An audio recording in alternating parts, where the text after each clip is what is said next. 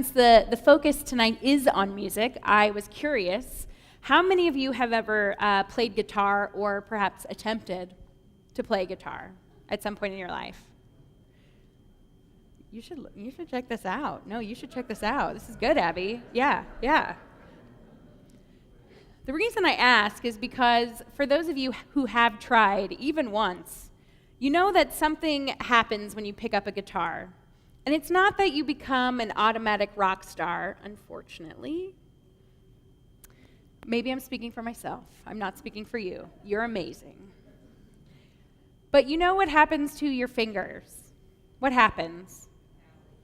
You get calluses, but before that, it hurts real bad. Like you play through the pain, you're like, man, are my fingers going to bleed? It feels like they're going to bleed. They're not. There's no cut. They just hurt that bad.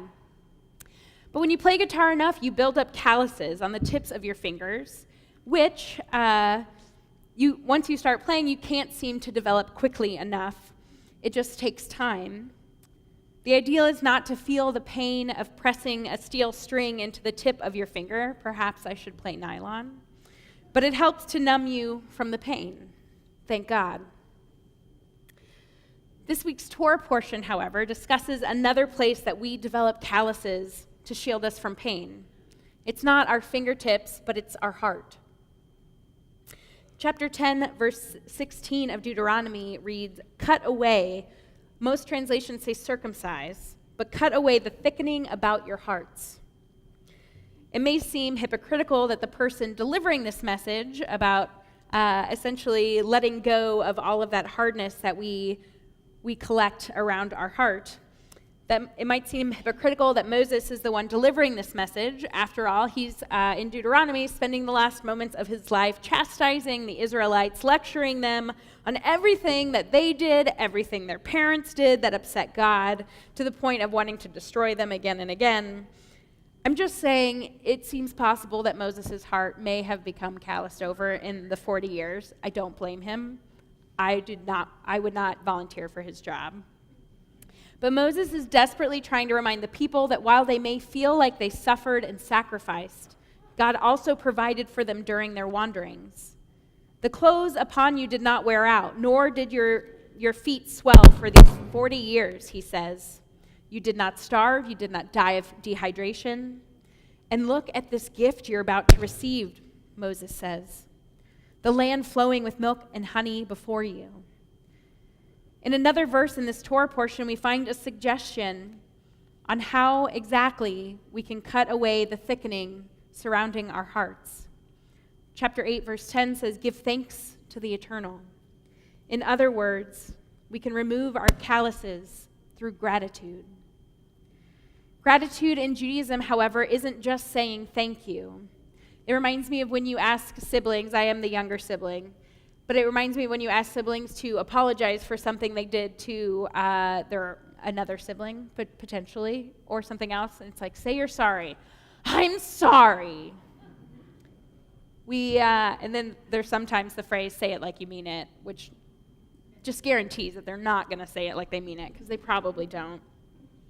But in Judaism, it's the same thing with gratitude. We can't just say thank you. We can't just play nice, put a smile on our face, and say thank you if we don't also feel it. It's about developing the emotional side of gratitude. You have to feel it, which in turn hopefully will make you also say it and express it authentically.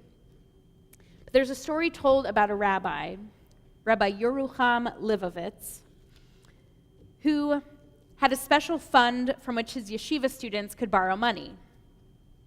One year, a young man borrowed some money to travel home for Passover, and once he returned home from the yeshiva, he returned the money, and he expressed thanks to his professor for allowing him to take this loan so he could go home.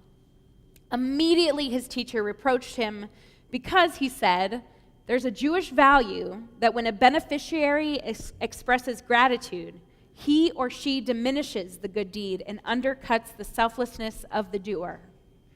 Meaning that if someone who you help says thank you, and I know we're a big thank you community, which I think is a great thing. This is just one story, okay?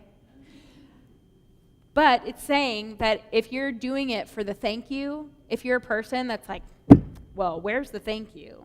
Then it's just saying that you might not be doing it for the most altruistic of purposes. But so the student got the message. The next year, the same student again borrowed money from this fund to travel home yet again.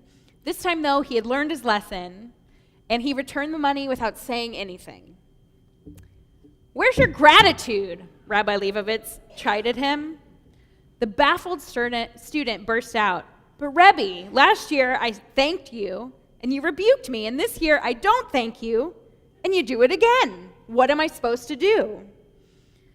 And his teacher explained, this rabbi said, "It is certainly forbidden for you to express any verbal thanks in this situation, but the feeling of gratitude inside you should have been so strong that it would have been hard for you to remain silent."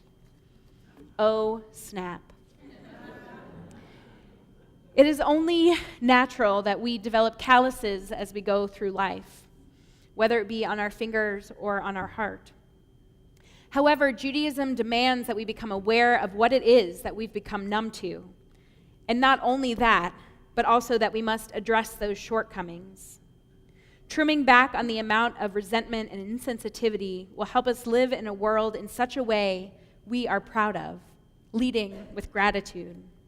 We are supposed to feel the pain of others, but also the joys. Gratitude is the solution to hardening your heart, to making it soft yet again. In the weeks that remain between us and Rosh Hashanah, may we cultivate our gratitude in hopes of cutting away the thickening that is developed around our hearts in the last year. Shabbat Shalom.